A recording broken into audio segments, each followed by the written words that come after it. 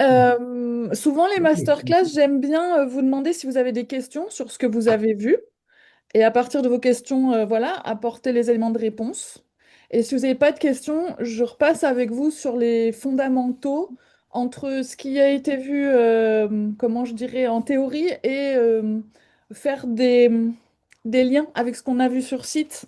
Et peut-être que ça vous donnera après des réflexions qui viendront pendant les masterclass. Voilà, si ça vous Mhm. va. Ouais. Ah ouais. Et du coup, est-ce que vous avez des questions? Vous avez mangé, vous n'avez pas mangé? Comment vous êtes, vous? Et on a Essayez. mangé. Nous, on vient de D'accord. Essayez. finir de Ça va, manger. la digestion va arriver, mais c'est bon. Ouais, voilà, c'est ça. Moi, j'avais Euh, marqué deux, trois questions. Ouais, vas-y, Et William. par rapport au premier module, euh, comme on t'avait dit ici, au domaine du vivier, ils font beaucoup il y a vraiment cette conscience de faire venir le maximum d'eau au niveau des vignes. Donc, les chemins sont faits avec des dodanes ou des creux qui emmènent, donc évite les ruissellements et qui envoie ça dans les vignes, dans les cultures secondaires. Voilà. Mais chose qu'on a pu voir ensemble et qu'on voit bien dans le premier module, c'est que toute cette eau, elle pourrait être totalement inutile selon la nature des sols. Peut-être que les sols ne vont pas bénéficier pleinement de cette eau.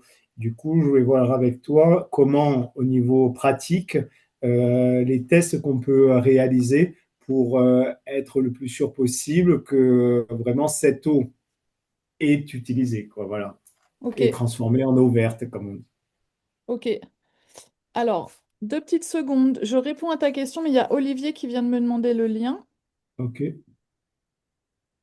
Il est où, Olivier?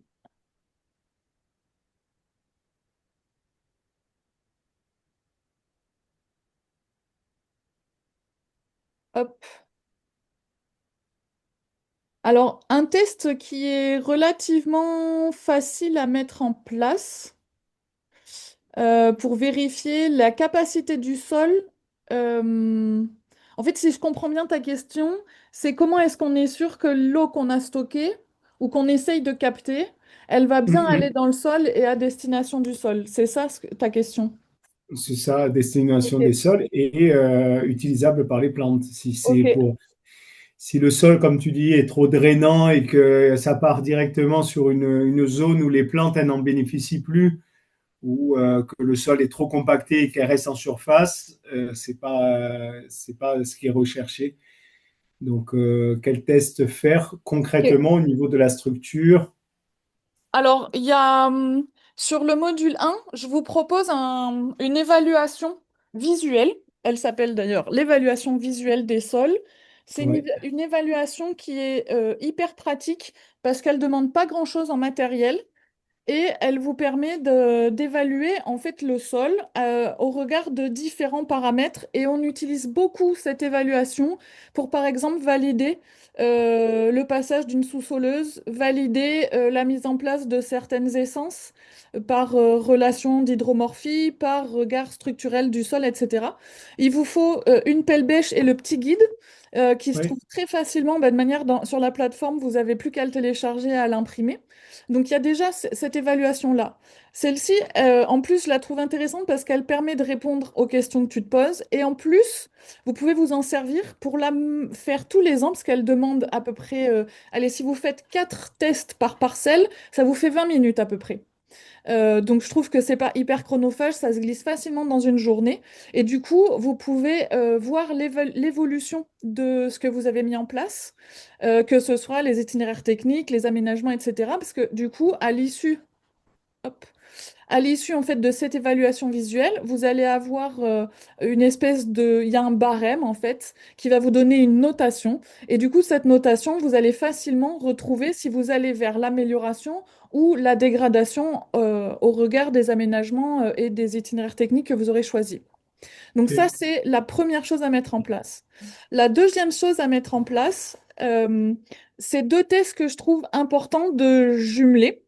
Donc le premier, il vous faut un peu plus d'équipement, à savoir de l'eau oxygénée. Donc ça se trouve pas très cher en pharmacie. Salut Olivier. Euh, William posait la question de qu'est-ce qu'on pouvait mettre en place comme test pour savoir si toute l'eau qu'on était en train d'essayer de capter, elle va bien aller au profit du sol. Est-ce que le sol est bien en capacité de recueillir cette eau et de la convertir ensuite en eau verte? Donc je remettais en évidence l'évaluation visuelle des sols qui est disponible là sur le module 1. Et on abordait là le deuxième test que je propose de faire en enjumelant deux. Donc le premier, il vous faut de l'eau oxygénée. Donc ça se trouve en pharmacie, ça coûte vraiment que dalle. Et en plus, il y a une part qui est remboursée par la Sécu. Et en fait, à partir d'un échantillon de sol, ça peut être juste le contenant d'une cuillère à soupe que vous mettez dans un, je sais pas moi, dans un bocal, dans le couvercle d'un bocal, et vous allez l'arroser d'eau oxygénée. Et en fait, il doit y avoir, au meilleur des cas, il doit y avoir une réaction, c'est-à-dire qu'il faut que ça mousse. Si ça mousse, vous êtes en présence d'un sol qui contient des matières organiques dites stables, c'est-à-dire des humus très stabilisés dans le sol. Donc ça, c'est une bonne nouvelle parce que, ces humus qui sont très stables sont très résistants à l'érosion. Et même si vous n'en avez pas en très grande quantité, leur rôle d'éponge va être extrêmement bénéfique pour le sol. Et si vous avez aucune réaction, ça veut dire que vous êtes en absence de matière organique stable. Et du coup, il va falloir retravailler les itinéraires techniques pour obtenir en fait un résultat satisfaisant.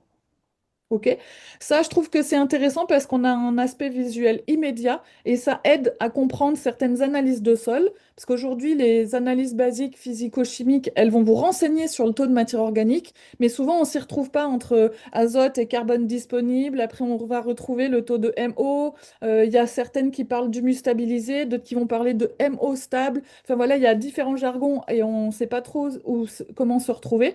Et donc, avec le test de l'eau oxygénée, c'est assez simple de voir si vous avez un taux. Ça ne vous donne pas le taux, mais ça vous dit s'il y a présence. Et ça, je trouve que c'est intéressant de voir au moins un échantillon, enfin un test par parcelle par saison. Donc, vous D'accord. l'aurez compris, en fait, ça Petite, prend 5 minutes à mettre en place. ouais. Une petite parenthèse pratique, du coup, par rapport à ça. Tu dis une cuillère à soupe de terre. Ce prélèvement de terre, il est fait pour être le plus efficace à une profondeur Il faut donnée, être juste en dessous de, tu sais, quand on est de 10 sur un sol qui est centimètres couvert, érable. admettons que vous avez un équivalent prairie ou voilà de l'herbe quoi, et ben c'est de récupérer la terre qui est en train de se décrocher de la racine et qui est sous la racine. C'est ce qu'on appelle l'horizon A, ou pour les moins chanceux, ce que je soupçonne chez vous, c'est de l'horizon B. Et vous n'aurez quasiment jamais d'horizon A, et c'est ainsi. Et du coup, c'est là-dedans qu'on va le regarder. Ok, Ok? horizon Donc, A. en gros, il vous faut une pelle bêche, une houe ou une fourche bêche pour faire une espèce de levier. De là, vous allez extraire cette motte et de cette motte, vous en secouez un peu et le peu que vous avez secoué, vous le mettez. Moi, j'utilise les couvercles de. En fait, moi, ce que je fais, c'est que je pars avec mon sac à dos. Dedans, je mets plusieurs. Je vais trouver le pot de Beaucoup. confiture là en verre et du Oui, coup, je passe, je fais mes prélèvements, je les mets dans les bocaux et après, je me mets sur une table, j'ouvre mes bocaux et j'arrose d'eau oxygénée dans les bocaux. là, il n'y a pas de Prenez un quantité. Tu marqueur. fais ça à l'œil. Ah oui, La oui, parce que quantité d'eau enfin, oxygénée. la quantité d'eau oxygénée, c'est comme si tu cherchais à l'arroser. D'accord. Voilà, faut pas ça sert à rien de la tremper dedans, vous allez gâcher de l'eau oxygénée. Il suffit juste de l'arroser, quoi. Prenez un marqueur pour marquer sur vos couvercles de bocaux d'où viennent enfin, les échantillons de quelle parcelle ils sont. Et celui-ci, j'aime bien le jumeler avec le test du gobelet. J'ai pas disparu, c'est juste que je cherche un gobelet. On te voit. Ah, bah super. En fait, donc le savoir si vous avez de la matière organique stable dans les sols, ça va donc répondre à la question de est-ce que le sol est en capacité d'agir comme une éponge? Et pourquoi c'est important de le faire toutes les saisons? Parce que, par exemple, chez moi, alors que aujourd'hui vous baveriez en fait sur mes prairies qui sont type irlandaise ou la couleur de mon sol vous ferait jalouser à fond. Eh ben ouais, aujourd'hui je vais vous faire un test qui va être merveilleux, ça va mousser de partout, on va pouvoir se faire une soirée mousse. Or, l'été, on change complètement de scénario, c'est-à-dire que mon sol, il est plus du tout brun et grumeleux, il est poussière et dur et il est blanc et j'ai plus aucun taux de matière organique dans les sols. Donc, c'est intéressant de voir en fait comment est-ce que la matière organique, elle va rester disponible au fil des saisons. Donc, bien sûr, vous allez avoir potentiellement beaucoup plus de matière organique stable au printemps et à l'automne, puisque c'est les saisons d'humide où il fait encore chaud et du coup les micro-organismes vont bosser pour transformer cette matière organique. Mais si vous êtes sur des sols qui ont très peu d'alliance, alors j'espère que vous l'avez vu là, mais les capacités d'échange cationique, c'est la capacité du sol à pouvoir garder longtemps en fait les éléments qui le constituent. Moi, par exemple, où je suis sablo-limoneux, eh bien, dès qu'il n'y a plus d'activité microbiologique, tous les éléments de fertilité disparaissent. Donc, je me retrouve sur un désert qui est comme, je vous dis, c'est de la poussière sur le dessus. Et si vous essayez de planter quelque chose, c'est dur comme de la pierre. OK? Et donc, vous savez qu'à l'été, en fait, le risque, c'est que peu importe ce que vous aurez mis en place comme stratégie de stockage, votre sol ne sera pas en mesure de pouvoir le transformer. Donc ça permet d'après aller sur les aménagements de comment est-ce que je fais pour que mon sol il soit en capacité de, puisque là, la texture, vous ne pouvez absolument pas la changer, et le climat non plus. Donc la stratégie, ça va être au plus accessible la mise à l'ombre. Et ensuite, une fois qu'on a cette réponse à la matière organique, il y a un test qui est un simulacre de piézométrie. Donc vous prenez un gobelet. Ah, vous ne le voyez pas du tout. Ah, il faut que je le mette devant moi. Un gobelet, un verre, quelque chose qui peut avoir une graduation. Ou alors vous avez un verre et vous savez qu'il va faire tant. Vous le remplissez d'eau. Là, l'aspect touchy, c'est qu'il faut que vous ayez par exemple une pochette plastique ou alors le top du top, c'est quand vous avez fait plastifier un truc. Parce que le plastique va être étanche et c'est assez cartonné et c'est rigide parce qu'en fait le game, ça va être de remplir ce gobelet d'eau, de le retourner. Et une fois que vous l'avez positionné dans l'endroit où vous voulez contrôler la pénétration de l'eau, c'est retirer le plastique qui est en dessous. OK? Donc il faut que, si vous êtes rapide, une pochette plastique, ça suffit largement. Mais si vous n'êtes pas sûr de votre geste, franchement, l'idéal, c'est les trucs un document que vous avez fait plastifier, en fait.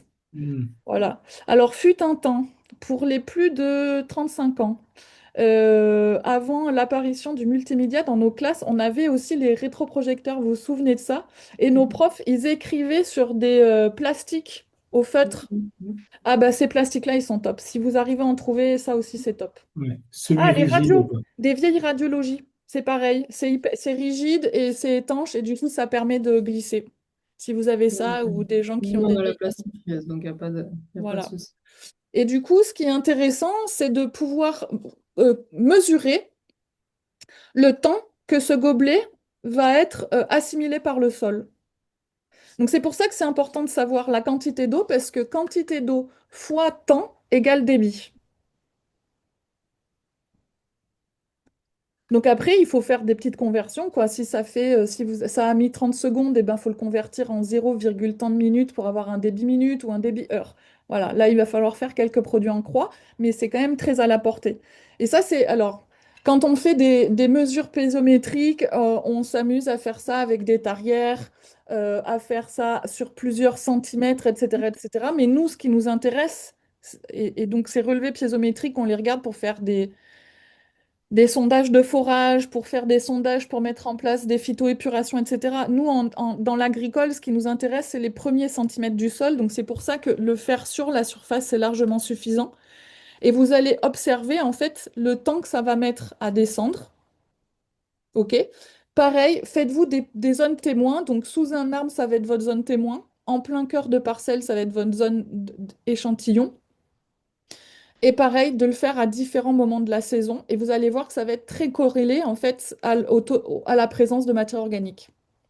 Si à toute saison, votre gobelet disparaît à la vitesse grand V dans le sol, c'est-à-dire que votre sol est en incapacité de convertir. Donc on repart sur les fondamentaux qui sont quels sont les itinéraires techniques qui peuvent me permettre d'augmenter la matière organique du sol. Si vous avez un gobelet qui ne rentre, dont l'eau ne rentre pas, c'est que vous avez une croûte de battance qui est énorme et donc pareil, il faut revoir tous les itinéraires techniques. Et vous allez vous apercevoir, avec stupéfaction et magie, que c'est les zones où il y a de la végétation en place où l'eau va être le mieux absorbée. Et vous allez faire l'expérience, oh mon Dieu, difficile, que entre des rangs de vignes où il n'y a pas de végétation, et ben l'eau va avoir ou des grandes difficultés à pénétrer ou pénétrer extrêmement rapidement. Et donc, de fait, c'est la gravité qui va l'emporter sur la capacité de succion des plantes. Ça va? Donc voilà, avec ces trois tests qui ne demandent pas grand-chose en matériel, eh ben, vous pouvez avoir déjà un bon regard sur ce qui se passe et avoir après vos interprétations de résultats, établir les stratégies qui vont être, comment je dirais, adaptées à améliorer ça. Sachant que on va pas, voilà, on va rester positif, c'est sûr, mais quand même rester réaliste, c'est que l'amélioration de ces facteurs-là, qui sont la structure de sol et le taux de matière organique, c'est ce qui est le plus exigeant en termes de précision et en termes de temps. Ça prend beaucoup de temps et souvent on a envie que ça aille très vite et d'avoir des résultats bénéfiques qui sont très rapides. Et en fait, ça demande du temps parce que les micro-organismes dépendent de deux facteurs primordiaux. Un sur lequel vous pouvez avoir euh, aucun effet, c'est la texture du sol. Et le deuxième, ça va être l'adaptation au climat. Et donc, si vous travaillez derrière sur des changements d'assolement, des changements de semences, des changements de cépage, de la plantation d'arbres, et ben tout ça va demander le temps à ce que ça se mette en place. Et donc, il faudra plusieurs campagnes en fait agricoles pour pouvoir le réaliser. Ça va? Ok. Mm, Je vous mm. montre un truc rapidos. Garde ta question, William. Oui, oui, non, rien. J'arrive.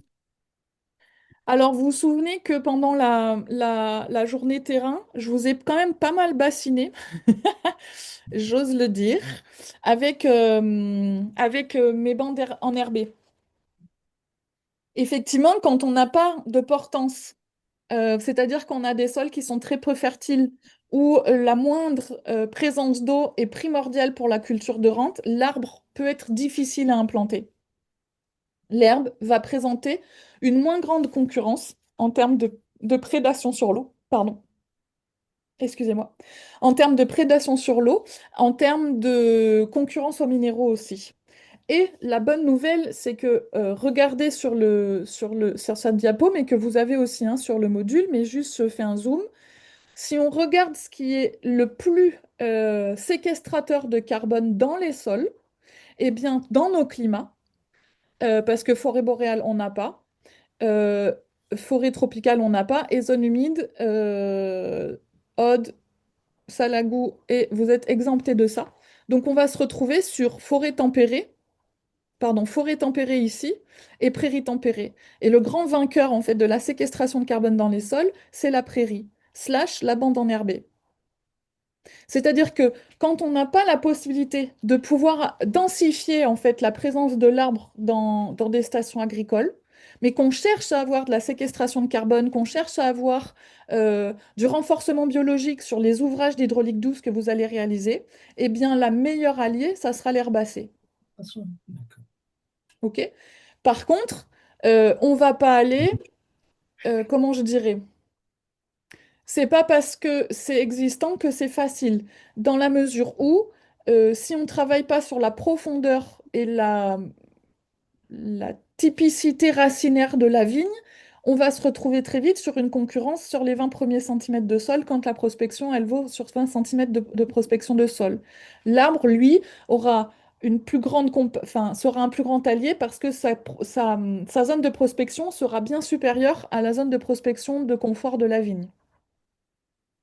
Donc l'un ne va pas remplacer l'autre, mais en termes de séquestration de carbone dans les sols, c'est largement la bande enherbée slash la prairie, en climat tempéré ou semi-aride, qui va l'emporter. Au même titre qu'en fait, quand on va se retrouver euh, comment je dirais,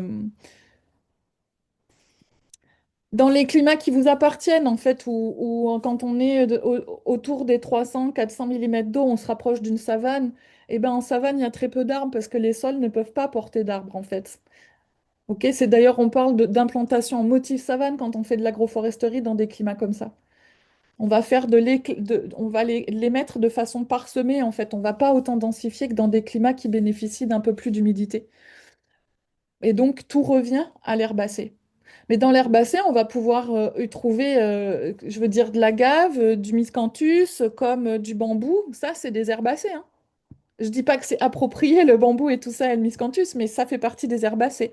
Au même titre qu'une luzerne, qu'un sorgho, qu'un mélilo, etc., etc. C'est aussi des herbacées. OK? Donc, dès que vous pouvez placer de la bande enherbée, placez-la. S'il y a une crainte, parce que vous allez réfléchir à, par exemple, l'introduction d'une luzerne africaine qui fait des pivots qui sont très, très, très puissants, qui vont très loin dans les sols et qui supportent une aridité monstre, mais qui ne sont pas autorisés à la vente en France puisque non identifiés sur le catalogue officiel des semences. Mais voilà, quand on n'a pas le droit, on a le gauche. C'est pour ça qu'on a deux bras. Euh, et que vous craignez en fait qu'il y ait un impact sur le rendement, alors travaillez les abords. Faites le pourtour de la vigne. Vous n'êtes pas obligé euh, d'aller immédiatement dans le rang. Faites des essais sur là où il y a moins de crainte. Et là où je trouve que c'est intéressant de travailler sur les abords du parcellaire vigne, c'est que généralement, vous allez travailler sur 4 expositions.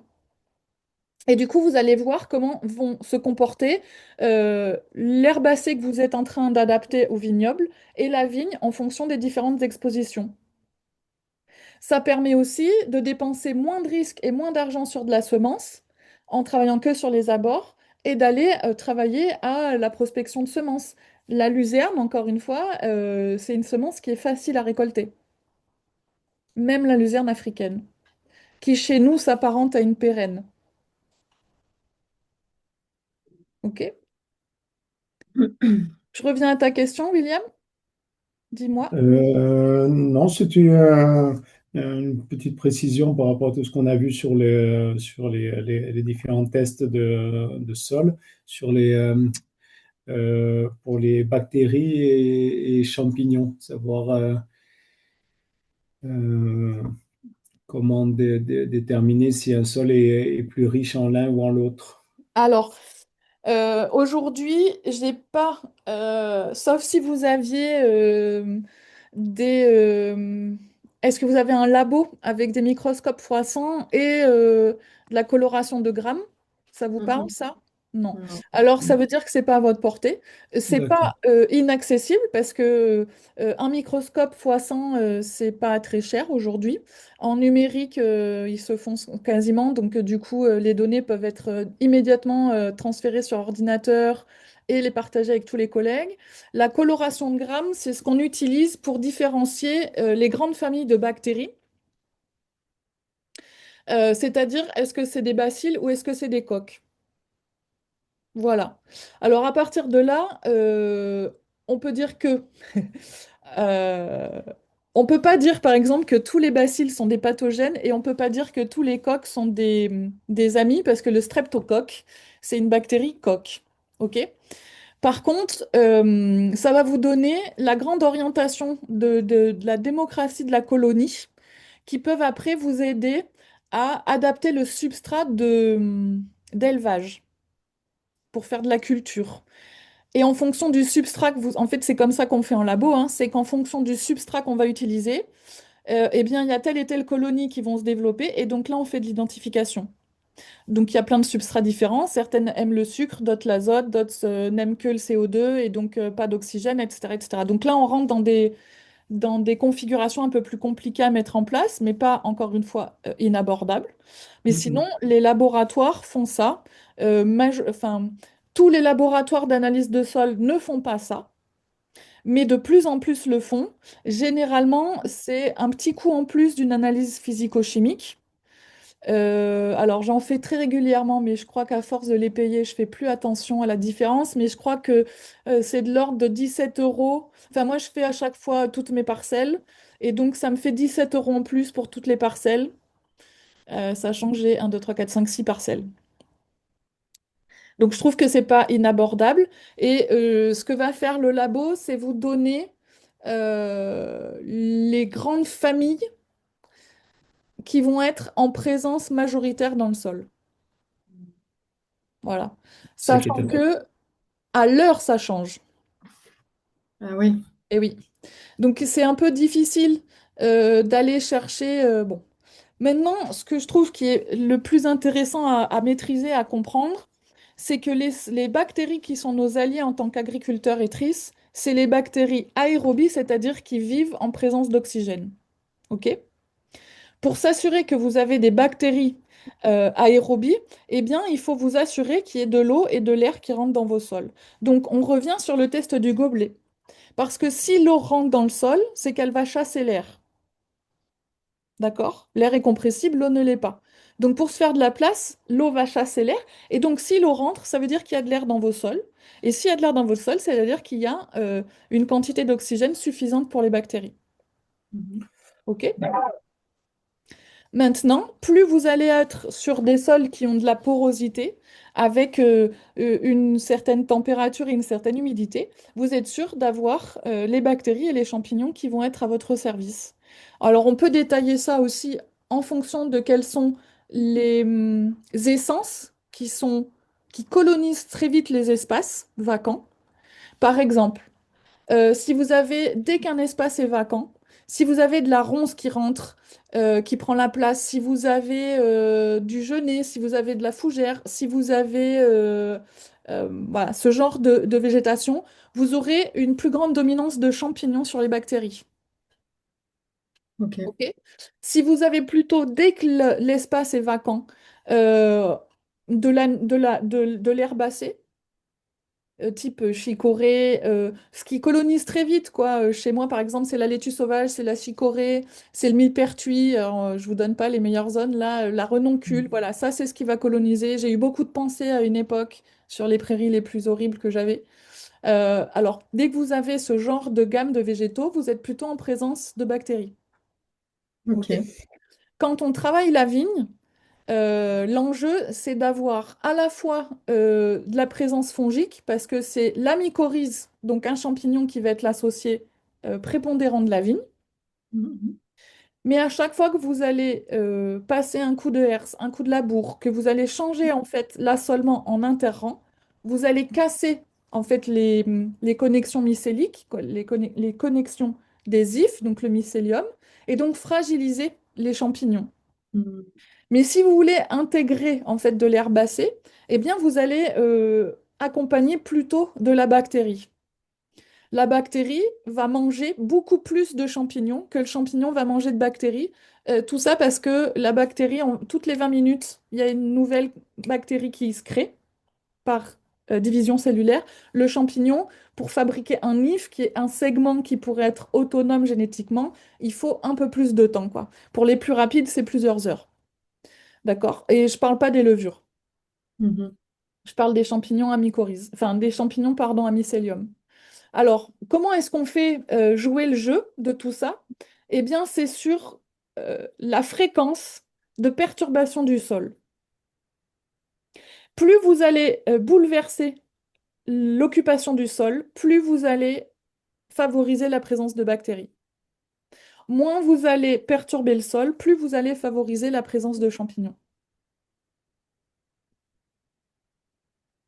Mais Maintenant, pour autant, si tu perturbes pas trop le sol, tu dis que tu as plus de champignons, mais les bactéries, elles sont pas pour autant chassées, tu vois ce que je veux dire? ah non, on ne peut, enfin, c'est hyper difficile de vivre sans bactéries. Même en Oui.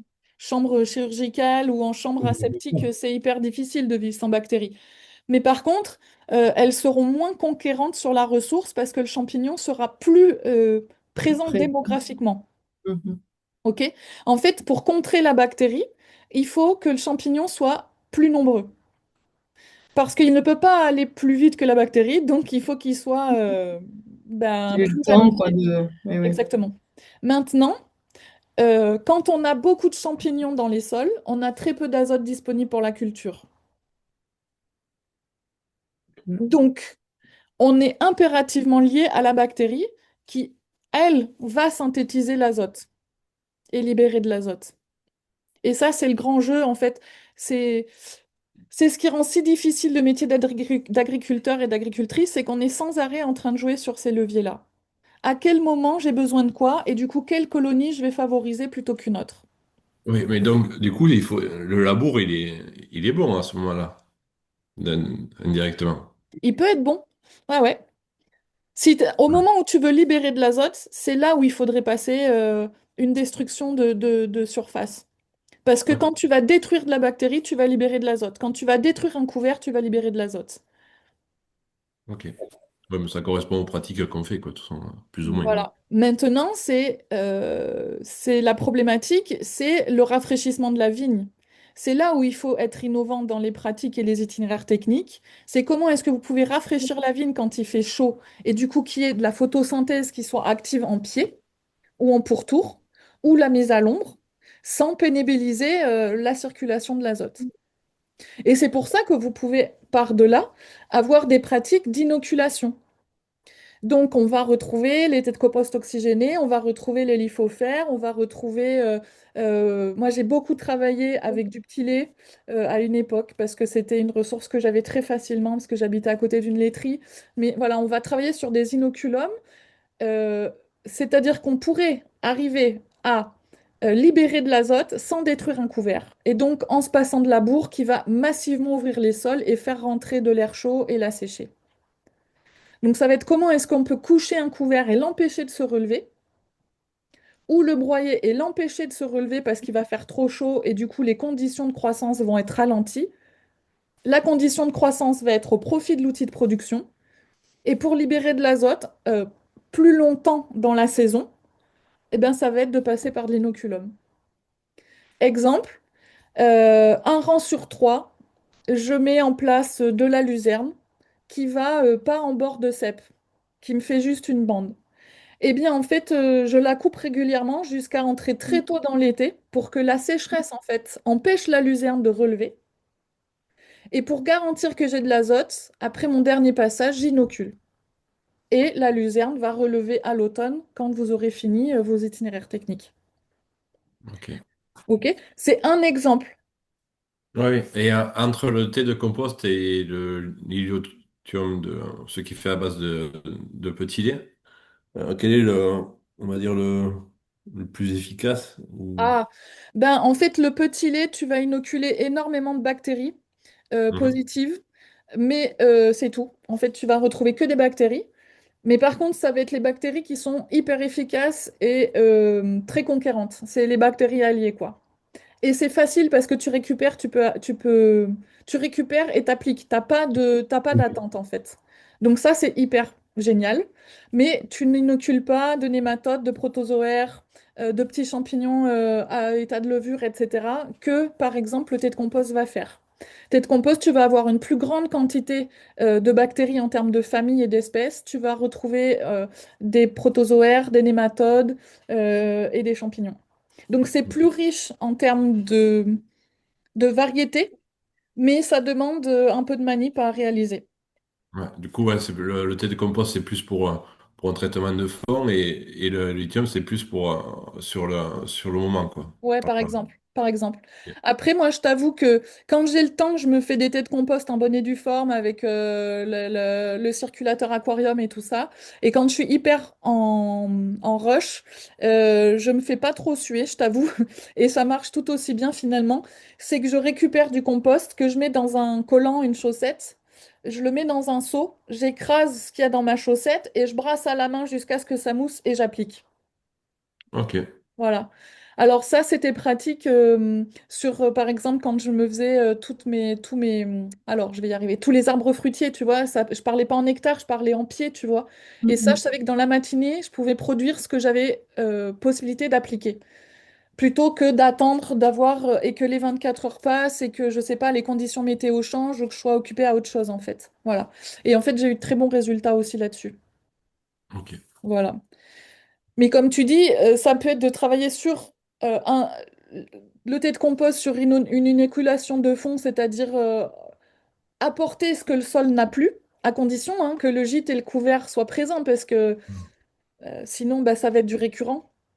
Et avoir du petit lait quand vous avez de l'élevage à côté pour faire de l'application immédiate et avoir un relargage d'azote au moment où ça vous intéresse. Azote et plus, parce que bien évidemment que la bactérie, elle va relarguer autre chose que de l'azote, mais en l'occurrence, c'est ça qu'elle va relarguer en premier, quoi. Après, ce qui est pas inintéressant, mais qui est un peu plus... Mais ça, je crois que vous le connaissez, c'est les effets des purins, en fait. Les effets des purins, en un, c'est que ça va faire chuter le pH et donc faire crever les bactéries et relarguer ce que les bactéries contenaient.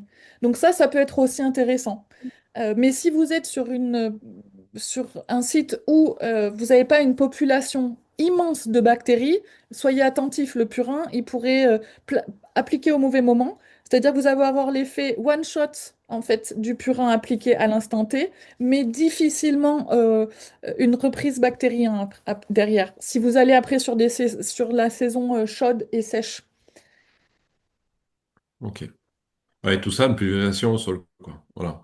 On parle bien sur le sol directement, pas sur la plante. Ouais, ouais, sur le... Bon, Ok. écoute, le purin, moi je joue de moins en moins sur les feuilles, ça c'est clair et net. Parce que même sur des feuilles épaisses qui ont l'habitude, parce qu'elles sont élevées chez moi comme ça, je remarque que les UV sont tellement de plus en plus forts que en fait, ça abîme énormément les chloroplastes. Donc j'arrête de faire ça. Tu vois, même sur des feuilles un peu raides comme le pêcher, tu vois, moins tendres que la vigne, voilà, je fais plus ça. Par contre, le thé de compost, que je trouve que c'est intéressant de l'appliquer en foliaire. Ok. Très bien. Alors, attendez, parce que là, je suis chaude. J'ai la dalle, donc je suis en grand pic. J'ai travaillé pendant longtemps avec Hervé Covès, qui est un agronome, qui lui a travaillé pendant longtemps sur les mycorhizes et les oomycètes, je vais y arriver, dont le mildiou. Je tanne Hervé Covès, qui est devenu un grand copain, pour qu'il y ait publication de ses trouvailles et il n'y va pas. Donc je me fais la messagère de ces trouvailles-là et qui traite du mildiou. Vous êtes prêts? Je vous embarque là-dedans, ça va durer 8 minutes. Ça vous va? Non, non, vas-y. En fait, Hervé, quand il travaillait à la Chambre d'agriculture de Corrèze, il travaillait essentiellement sur les mycorhizes des framboisiers et sur le mildiou sur les solanacées, spécialement sur la tomate. Et en fait, par erreur, enfin, c'était pas prévu comme ça, mais lors d'une analyse, ils se rendent compte qu'il y a des pieds de tomates qui portent énormément de mildiou et qui sont sains. Ok, donc Hervé, qui est quand même très très curieux au-delà d'être un père castor, va chercher des pieds qui sont malades et fait une comparaison au spectromètre de densité de mildiou. Et en fait, la plante saine avait beaucoup plus de champignons sur les feuilles que la plante malade par le mildiou. Alors là, Hervé remue ciel et terre pour avoir des fonds de financement parce que pour lui, il vient de tomber sur une hypothèse. Enfin, là, il y a une hypothèse à lever, etc. Donc, il obtient les fonds et il met en place son analyse, son étude.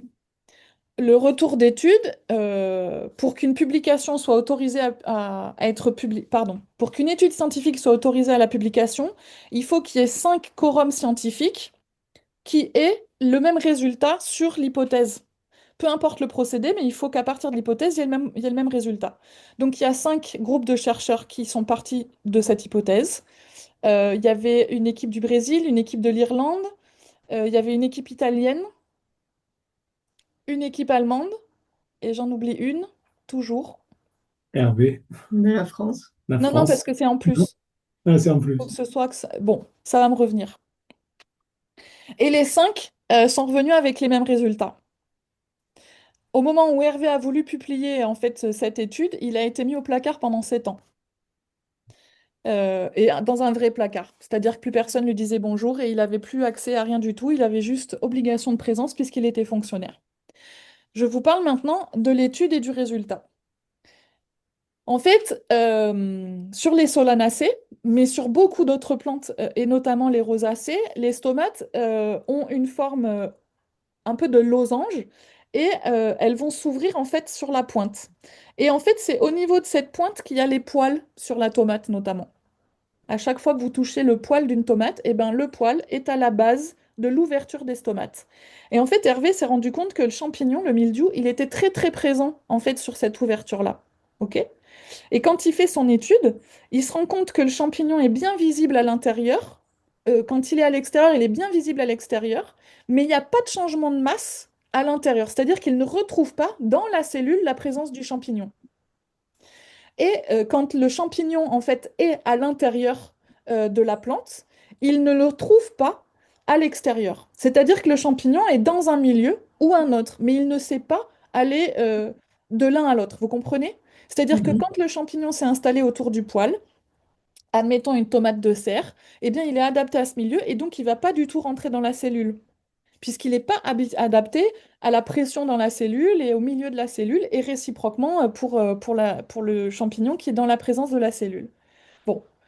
Et en fait, quand la plante a un stress hydrique, alors en serre, on va parler de stress hydrique quand il y a peu d'eau ou quand il y a un taux d'humidité qui est très très fort. Et bien là, en fait, la stomate, elle ne fait qu'une chose, c'est ouvrir, fermer, parce que enfin, il faut qu'elle fasse ou sortir de l'eau de la plante ou faire rentrer de l'eau de la plante. Et là, en fait, Hervé et les 5 autres quorums scientifiques ont prouvé qu'en fait, c'est le champignon qui s'occupe du transfert de l'eau, en fait, contenue dans la plante quand elle évapotranspire pour se retrouver en gaz. Et comment est-ce que l'eau atmosphérique peut rentrer dans la plante? Eh bien, c'est le champignon qui s'en charge. Et c'est pour ça qu'il en trouvait sur les plants sains et pas que sur les plants malades. Tout ça pour vous dire que le champignon, le mildiou, en fait, on se rend compte qu'il est présent quand il y a un déséquilibre sur la plante, parce qu'il va s'attaquer à la plante, parce qu'on lui a demandé un effort à produire, et donc il s'est spécialisé à cet effort. Et dès que l'effort n'est plus recommandé, enfin n'est plus demandé, comme c'est pas un symbiote, d'accord? On appelle ça en écologie un commensaliste en fait, c'est-à-dire que il va aider l'hôte quand il y trouve son compte, quand il y trouve pas son compte, il peut la bouffer, ok? Donc c'est ce qu'on appelle le commensaliste. Eh bien, comme il n'est pas symbiote de la plante, mais donc commensaliste, eh bien, dès que le milieu le met en stress, il va s'attaquer à son hôte. Et c'est pour ça qu'on s'aperçoit qu'il y a la présence de ce champignon quand il y a du mildiou, et donc la maladie, mais ce champignon, il est surtout là pour nous avertir d'un déséquilibre en fait sur la plante. Ok, c'est pas un pathogène le mildiou en fait. C'est un champignon comme n'importe quel autre champignon qui sont sur les feuilles, qui sont sur les fruits, etc., etc. Voilà. Et il devient problématique quand le milieu a bousculé complètement l'organisation entre le champignon et la plante puisqu'il n'y a pas de relation symbiotique. Ok. Donc je trouve que c'est intéressant d'aller chercher dans du thé de compost une application foliaire pour renforcer en fait la protection sur la feuille de la plante, voire en fait continuer d'apporter des oomycètes qui sont la famille du mildiou, les champignons famille du mildiou, et aller sur l'élevage de champignons favorables en fait. C'est alors j'ose le dire parce qu'on s'est connus, etc. Autant je trouve que la parole est très tendre sur le plan Marshall, autant pour moi l'agriculture ça fait partie un peu d'un plan de guerre, c'est-à-dire qu'il faut qu'on soit un peu stratège quoi. Et c'est pas un gros mot d'être stratège en agriculture. Et c'est pas un gros mot de se former une armée au bénéfice de nos outils de production. Et donc quand on fait des têtes de compost et qu'on va travailler sur la, la physiologie de la plante sur l'agrobiologie de la plante, etc., etc., eh bien, on va former les alliés. On va former notre armée. Et quand vous appliquez du thé de compost, par exemple, sur les feuilles de la vigne, eh bien, vous êtes en train d'élever une armée au bénéfice de votre outil de production. Voilà. Donc, j'ose utiliser le terme armée et arme parce que J'arrive pas à voir, je me permets, j'arrive pas à voir quelle différence tu fais entre le thé de compost et le purin d'ortie ou quoi. Pourquoi l'un tu parce que le c'est deux choses passerais en différentes. foliaire et l'autre non? Que- Parce que sur le thé de compost, tu n'as pas de variation de pH.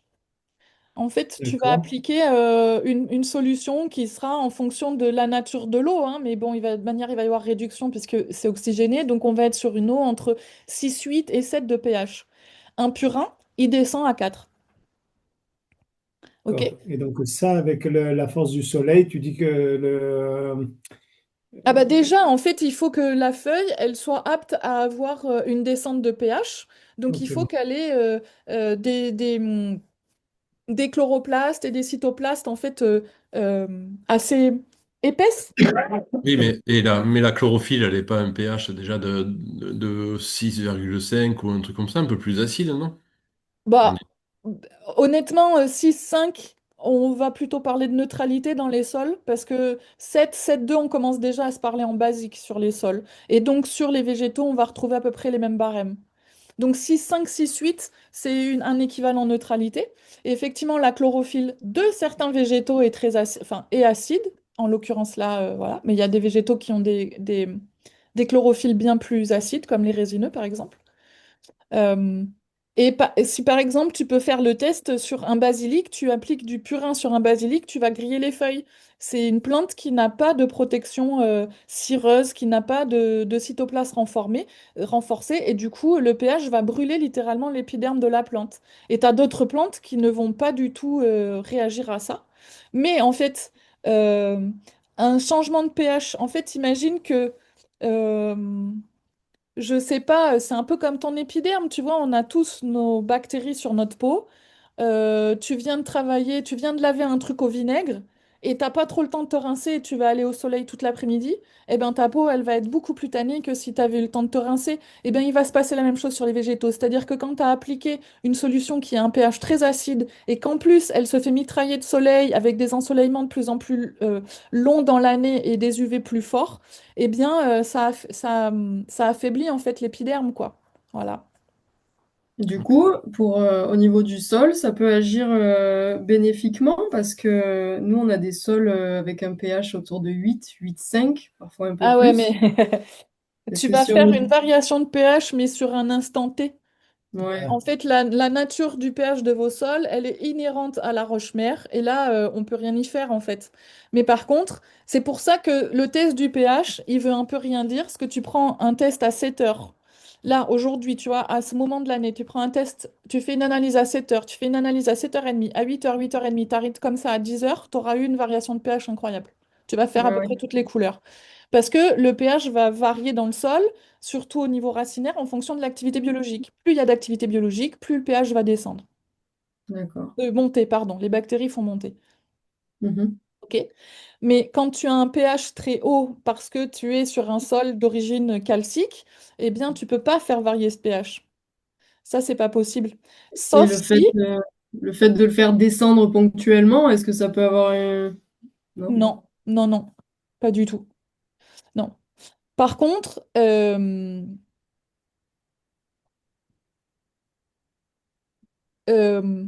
les champignons ont tendance à acidifier le milieu Mhm. et les bactéries ont tendance à l'alcaliniser. Donc, dans un sol qui a beaucoup de calcaire et où le pH est très fort, si la présence forestière est très forte et donc qu'il y a beaucoup de champignons, dans X siècles, le sol sera un peu plus acide. D'accord. Mais un siècle. Faut être patient, quoi. Mhm. Voilà, bah, on le connaîtra pas. Au même titre que ce qu'on connaît aujourd'hui, il y a certains humains qui l'ont pas connu et qui avaient des teneurs en pH, s'ils avaient eu la possibilité de le mesurer, différents en fait. Mhm. Ok. Et puis Et là, j'avoue que, enfin, on est capable d'aller sur Mars, etc. Autant sur le sol, tu vois, aujourd'hui, on est incapable d'expliquer ce que c'est un humus. On a des hypothèses, on arrive à dire que c'est des chaînes complexes de carbone alcoolisé, mais on ne sait pas dire, on ne sait pas définir un acide humique. En fait, c'est pour ça qu'on parle d'acide humique au pluriel. Mais on ne peut pas donner de définition, il n'y a pas de consensus pour le moment, et il y a très très peu de fonds qui sont dédiés à ces recherches-là. Et donc sur ça, peut-être un jour, il y aura de l'argent quand on aura changé de monde, je ne sais pas. Mais pour le Mhm. moment, c'est à nous de nous coller à ça, quoi. Ok. J'en profite, j'avais une petite question pendant le module. Tu parles de biofilm Ouais. et c'est vrai que ça m'a questionné qu'est-ce que c'est concrètement et est-ce qu'on peut le favoriser parce que c'est utile aux bactéries d'après ce que j'ai compris.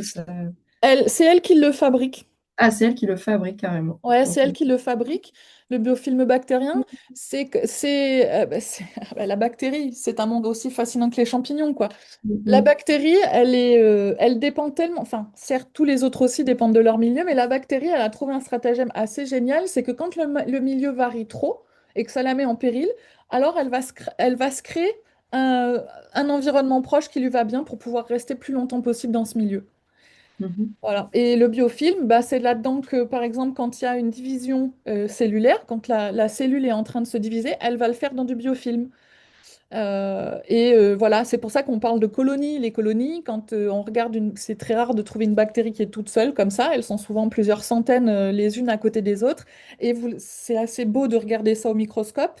Et quand on est sur des x80, on peut le voir en fait, le biofilm. Vous allez les voir bouger comme si elles nageaient en fait. Et c'est pourtant pas très mouillé quand vous allez toucher l'échantillon. Mais en fait, Mhm. cette espèce de film, c'est ce qu'elles fabriquent pour pouvoir se mouvoir, pour pouvoir se protéger. Elles vont créer aussi des... Autant les champignons fabriquent des antibiotiques pour éviter les attaques bactériennes, les bactéries, dans ce biofilm, elles vont fabriquer des enzymes qui vont catalyser les enzymes fongiques et du coup ne pas se faire absorber par les champignons. Donc c'est à la fois une espèce de capsule qui leur sert de protection et en même temps de milieu de division et en même temps c'est là qu'elles vont aussi stocker de l'humidité et de la bouffe quand le milieu va changer. Enfin ouais, c'est un peu tout ça quoi. D'accord, ouais, ouais, ben, c'est elle qui le fabrique, quoi. Elle se Et c'est crée elle qui leur le propre fabrique. milieu. Ouais, Ouais. ok. Comme le champignon, quand tu regardes l'if d'un champignon, mais je vous ai mis la vidéo, je pense, sur la plateforme où on voit en fait des bactéries qui se baladent le long d'un nid fongique. Et en fait, entre l'if, les parois de l'if fongique et entre les bactéries là, qui circulent dans le biofilm, on voit en fait une très fine couche. Et en fait, c'est la glomaline. C'est pareil, le champignon, en fait, vous savez que le champignon, il n'a pas de tube digestif, donc il envoie en fait des enzymes euh, qui, qui attaque comme un espèce de... Dans ma tête, j'imagine ça. C'est comme un sabre laser. Zzz. Et du coup, ça fait une bouillie qui s'absorbe. Mais pour que le milieu du champignon en fait, soit en capacité d'absorber ça, il y a une barrière entre le milieu et le champignon, ce qui s'appelle la glomaline. Et du coup, voilà, et ça, on le voit. Et la glomaline, pareil, c'est le champignon qui le fabrique. On adorerait pouvoir le fabriquer, mais pour le moment, on n'y arrive pas du tout, quoi. Mhm. Ok. Oui, et c'est ça qui sert d'autoroute, non, aux bactéries Ben, le biofilm va servir de bactérie. Ouais, si tu vois la vidéo dont je parle, ouais, ouais, c'est là-dedans qu'elle circule, quoi. Et tu vois l'autoroute, la vitesse à laquelle ça va. Et Mhm. paradoxalement, tu vois la vitesse à laquelle, en fait, ce qu'on appelle le carbone liquide, donc c'est les échanges que le champignon et la plante, en fait, sont en train de s'échanger, quoi, qui est des hydrates de carbone et d'autres trucs. Et tu vois la vitesse d'extension de l'if, quoi. Et tu vois bien qu'il y a les Ouais. champignons sont très très forts, mais ils sont quand même pas aussi rapides que les bactéries. J'aime bien cette. On voit plein de choses sur cette vidéo, quoi. C'est génial. Mhm. Mm, mm. Mhm. Bah, ça vaut le coup d'investir dans un microscope pour se régaler sur ce genre de truc, quoi. Ben, pourquoi pas, ouais, avoir l'occasion d'observer Moi, j'aime petit bien échange. ça, ouais. Je pourrais, Ouais. ouais, ouais. Mais ça peut être aussi intéressant de regarder, parce qu'on a parlé beaucoup là des bactéries, on n'a pas beaucoup parlé des protozoaires, mais les protozoaires sont les premiers acteurs dans l'eau. En fait, ils sont magiques, les protozoaires, et ils se voient plus facilement aussi. Une bino, par exemple, peut suffire à avoir des protozoaires. Et puis, on n'a pas parlé des colamboles et autres, en fait, petits...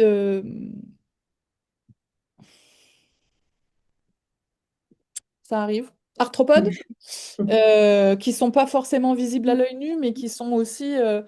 En fait, on peut dire que la bactérie, c'est la naissance de tout un milieu, mais sans le milieu, la bactérie n'est pas non plus, en fait. Et du coup, quand on a toutes les bactéries qu'il nous faut, on peut être assuré que par-dessus va se créer un réseau trophique très sain en fait et très diversifié. D'où la pertinence de faire de l'inoculation par des bactéries qu'on a sélectionnées par le milieu de culture, donc qu'on fasse de l'alifofère ou qu'on fasse du thé de compost oxygéné ou qu'on fasse de l'application de lactosérum.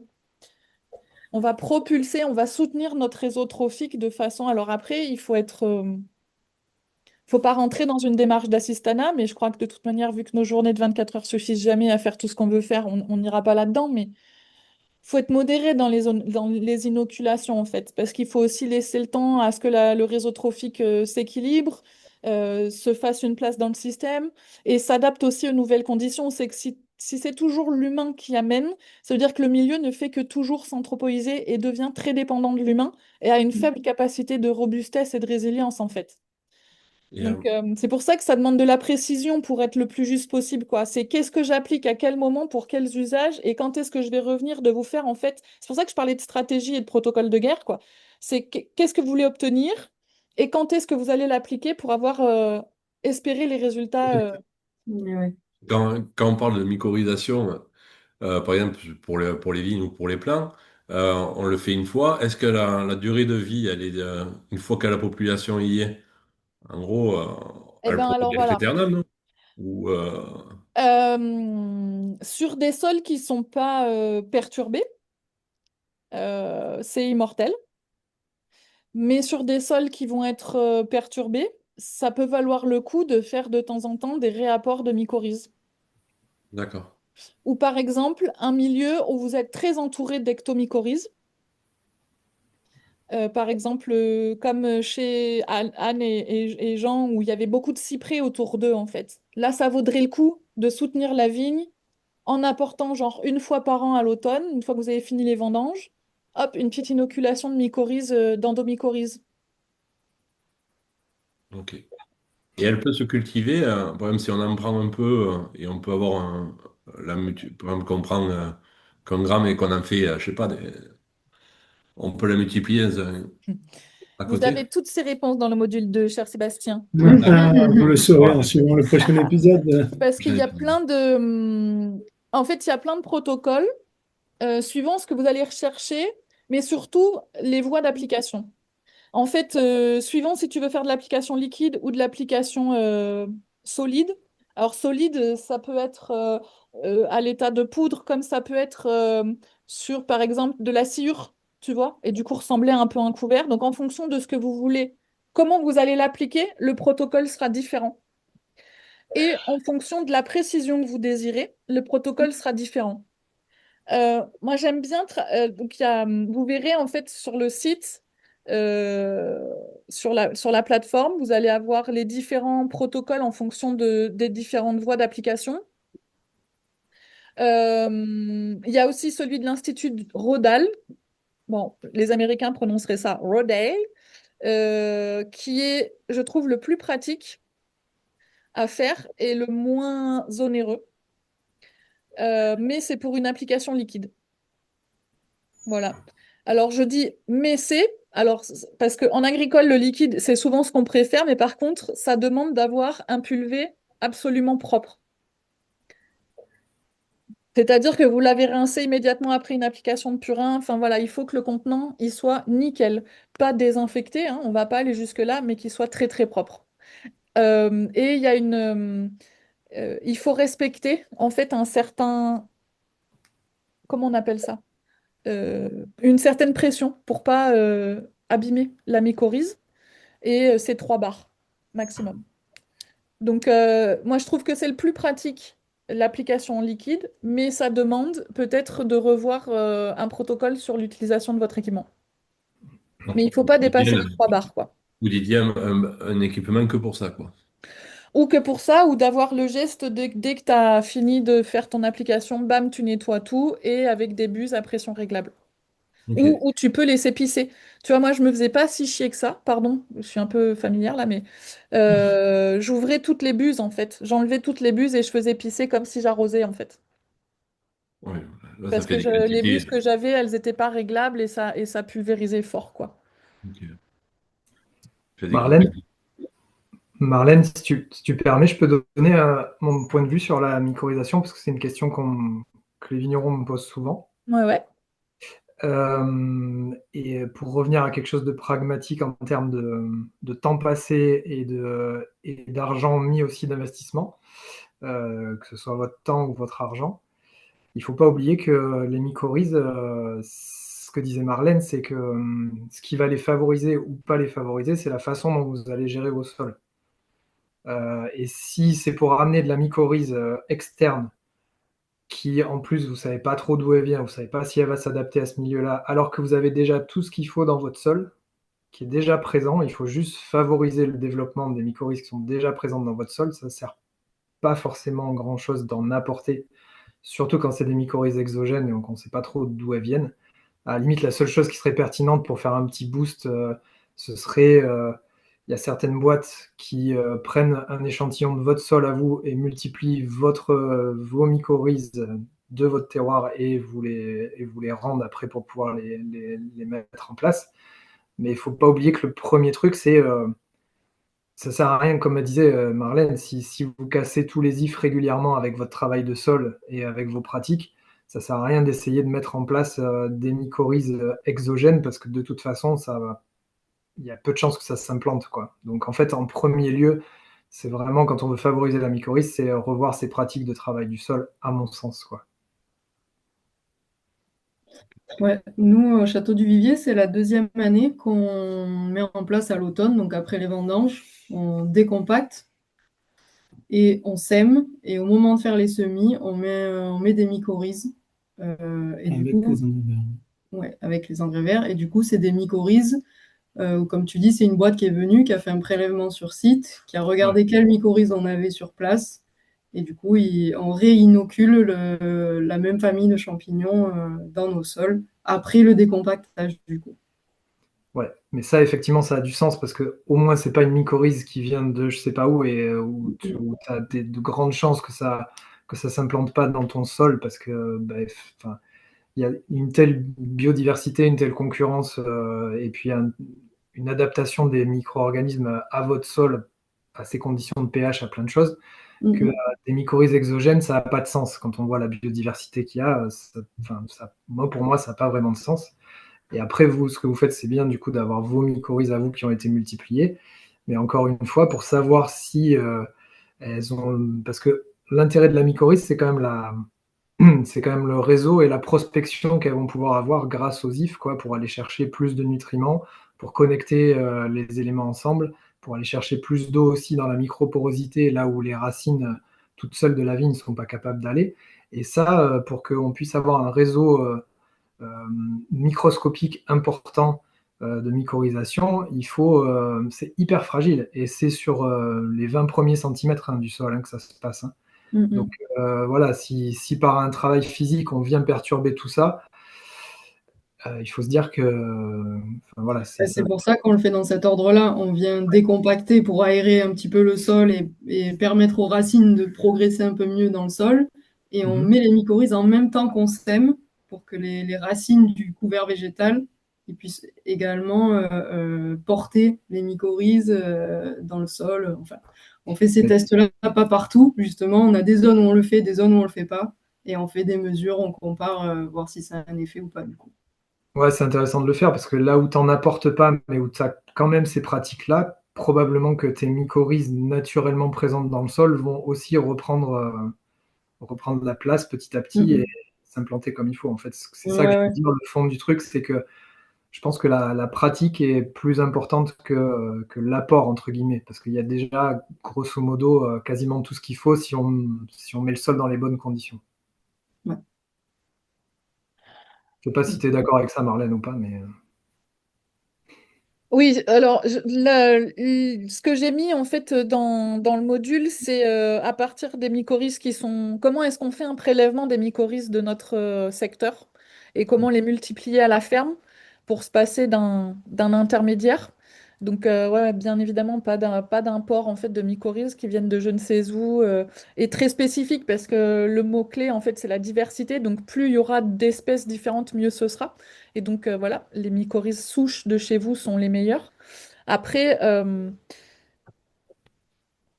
serais peut-être un peu moins catégorique, c'est-à-dire, enfin, pardon, c'est pas que tu as été catégorique, je retire ce que j'ai dit, c'est que c'est toujours la problématique de l'œuf ou de la poule. C'est-à-dire que pour favoriser un milieu, il faut de la biologie, mais pour que la biologie s'installe, il faut que le milieu soit bon. En fait, et des fois, on se retrouve avec des itinéraires techniques en transition, avec un climat compliqué, et du coup, on peut peut-être pas forcément se faire l'économie de l'apport pour soutenir un système qui est en transition, par exemple, quoi. Ça, je trouve que c'est difficile. En tout cas, je n'arrive pas à poser le curseur de tel itinéraire technique va favoriser ça, parce que la donnée climatique, elle est trop forte aujourd'hui et qu'il y a un passif culturel qui a donné le ton aussi à une biologie présente. Sur un système prairial, tu vois, je me poserai pas la question. Sur un système d'élevage, je me poserai pas ce genre de questions. Mais sur le système vigne, où c'est de la monoculture très anthropoïsée, etc., je ferai pas forcément cette économie au regard de certaines conditions de sol et conditions climatiques, quoi. Parce que, tu vois, l'œuf, la poule, l'œuf, je sais pas me positionner, quoi. Voilà. Il y a une interrogation par rapport à ça. La forme sèche de la mycorhize peut être aussi efficace qu'une forme liquide, parce que je me dis, il faut quand même de l'humidité pour que le champignon se développe. S'il ne vient pas à pleuvoir sur les temps qui suivent un semis, par exemple, là en Ouais. l'occurrence ici, quelle espérance de vie de ce mycorhize Ben, en fait, l'espérance de vie est garante, enfin, dépend de comment est-ce que tu as prélevé, inoculé et enfin, cultivé et asséché, en fait. Ben, jus fait euh, au déshydrateur, il faut être très passionné pour faire ça, et très patient. Parce tu que me- c'est très lent et c'est toujours, enfin voilà, parce que pas d'équipement industriel, hein, tout ça pour ça. Et en fait, je m'étais permis de faire ça parce qu'à l'époque, je travaillais au Portugal et où on avait un hiver-printemps très océanique puisque j'étais à côté de Lisbonne, donc proche de l'océan. Mais par contre, été-automne, c'était comme au Maroc, quoi. Très très sec. Et du coup, je mettais au printemps, en fait, ma course, c'était faire accumuler du compost à fond. À cette époque, j'étais maraîchère et faire de l'inoculation en fait de mycorhizes pour pouvoir les mettre en place et reprendre vite après une énorme sécheresse, quoi. Et donc, je les avais fait sécher, mais parce que je comptais aussi sur le système d'irrigation pour les remettre en vie. J'ai pas été hyper mécontente de ça. Par contre, j'ai quasiment eu les mêmes résultats que j'attendais en recyclant des yaourts périmés. Donc, in fine, j'ai arrêté très très vite de me faire suer à faire sécher de la mycorhize et de la réinoculer parce que j'avais les mêmes résultats en travaillant sur de la bactérie issue de yaourt. Voilà. Parce qu'en Ouais, fait, quand on parle de mycorhize et d'inoculation de mycorhize, il semblerait, mais pour le moment, personne ne mettra ses deux mains à couper, mais il semblerait que ce soit les bactéries qui permettent la rencontre entre le champignon et l'hôte. Voilà. Il semblerait que ce soit les bactéries qui perturbe la plante pour qu'elle sécrète une hormone qui soit attirante pour le champignon. Voilà, on en est là des études. Ce qui veut dire que quand tu inocules du champignon mycorhizien, mais que dans ton sol, t'as pas les bactéries qui sont présentes et etc., et ben en fait ta mycorhisation, elle peut ne pas avoir lieu. carrément. Et voilà, et nous ne sommes que des humains dans ce bordel. Voilà. Et donc, en fait, en travaillant avec du yaourt, donc je récupérais en fait des invendus de yaourt périmés, quoi, des yaourts nature, et que je mettais dans une cuve, que j'oxygénais une nuit, et après, je mettais ça dans le circuit d'irrigation. Voilà. Parce que c'était pratique comme ça, et ça marchait très bien comme ça. Et j'avais des choux magnifiques sans altise. C'est ma petite fierté de maraîchère. Chacun son honneur, comme on dit. Sa bataille, sa croix, je sais plus comment on dit. Bon, Voilà. Mais on a beaucoup là parlé des mycorhizes, mais c'est beaucoup plus approché dans le module 2. J'avais pris ce parti de mettre la mycorhize quand on parlait des arbres, de l'agroforesterie et tout ça, mais c'est vrai qu'on peut difficilement parler de tout ça sans... C'est dur de cloisonner, de faire des thématiques, donc je trouve que ça fait un bon teaser et j'espère que ça vous aura donné envie d'aller sur le module 2. Et puis voilà, Ouais. on va faire ça. si vous voulez bien, je vais aller manger.